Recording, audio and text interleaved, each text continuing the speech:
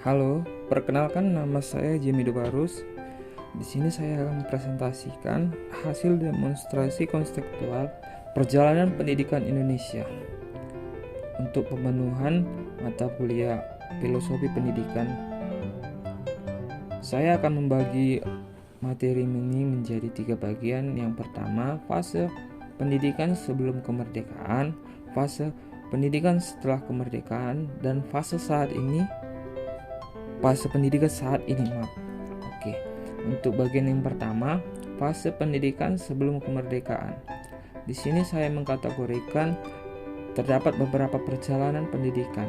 Perjalanan yang pertama itu pada tahun 1954 didirikannya Sekolah Kabupaten dan Sekolah Bumi Putra oleh pihak Belanda.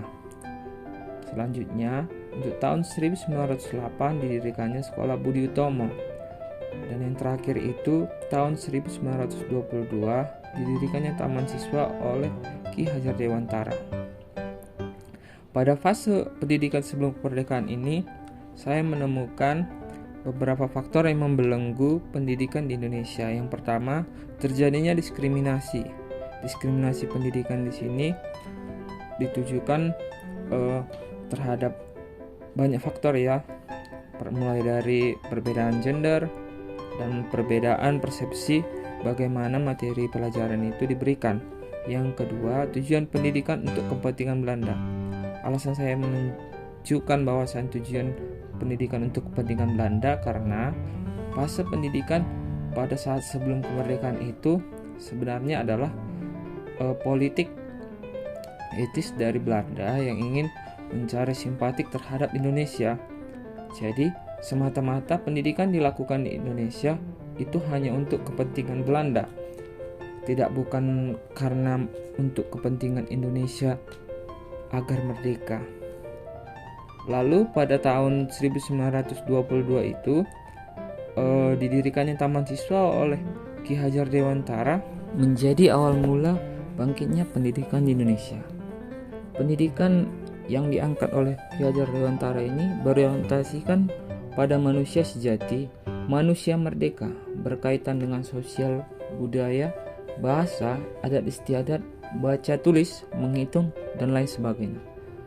Dalam pelaksanaannya, Ki Hajar Dewantara memiliki 3 semboyan yang diangkat dari bahasa Jawa. Semboyan yang pertama itu ing aso sing tulodo, yang artinya yang di depan menjadi contoh. Kedua, ing madya mangun karso, yang artinya yang di tengah menyeimbangkan. Dan yang terakhir itu yang sering kita pakai juga sampai saat ini, tut uri handayanti, artinya yang di belakang mendorong. Fase kedua, fase pendidikan sesudah kemerdekaan.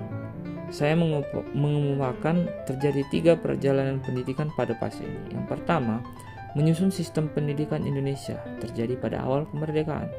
Yang kedua, memperkuat karakter berbangsa dan membangun pembangunan negara, itu terjadi pada Orde Baru. Dan yang terakhir, pembaharuan pendidikan dengan menggunakan teknologi, itu terjadi pada saat reformasi dan sampai sekarang. Pada saat fase pendidikan sesudah kemerdekaan, saya mengelompokkan menjadi 3 hal yang membelenggu proses pendidikan pada saat sesudah kemerdekaan. Yang pertama itu belum sadar pendidikan pada masyarakat, itu terjadi pada awal kemerdekaan.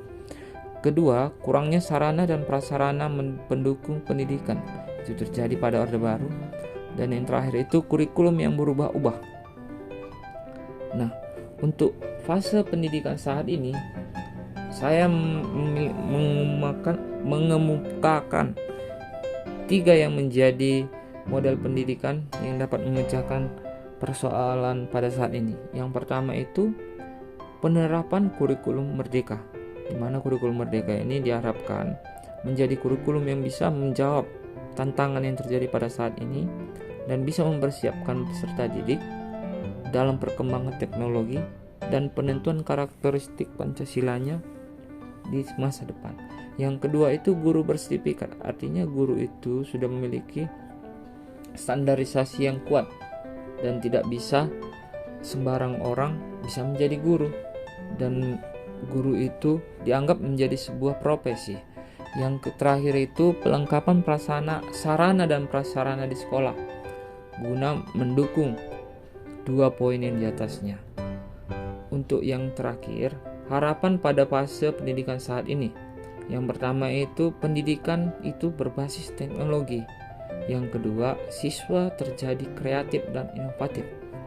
Dan yang terakhir itu yang memang harus dimiliki siswa, yaitu siswa memiliki profil pelajar Pancasila.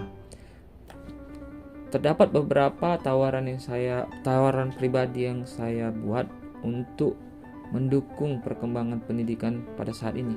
Yang pertama itu, kita menjadi guru yang profesional, yaitu menjadi pengajar pendidik dan juga bisa meneladani siswa tadi. Yang kedua, mengaktualisasikan tujuan pendidikan nasional. Ya, karena kita adalah kaki tangan pemerintah dalam mewujudkan tujuan pendidikan nasional. Dan yang terakhir itu mendukung program pemerintah dalam penerapan kurikulum merdeka. Kita senantiasa menggunakan kurikulum merdeka ini agar dapat kita jadikan standarisasi di Indonesia, dan mungkin bisa menjadi peningkatan. Kalau kita melihat kelebihan yang dimiliki kurikulum merdeka ini, kita beranggapan bahwasanya kurikulum merdeka ini akan bisa menjawab tantangan yang terjadi antara kita, siswa, dan lingkungan. Terima kasih, hanya inilah presentasi tentang demonstrasi kontekstual dari saya. Terima kasih.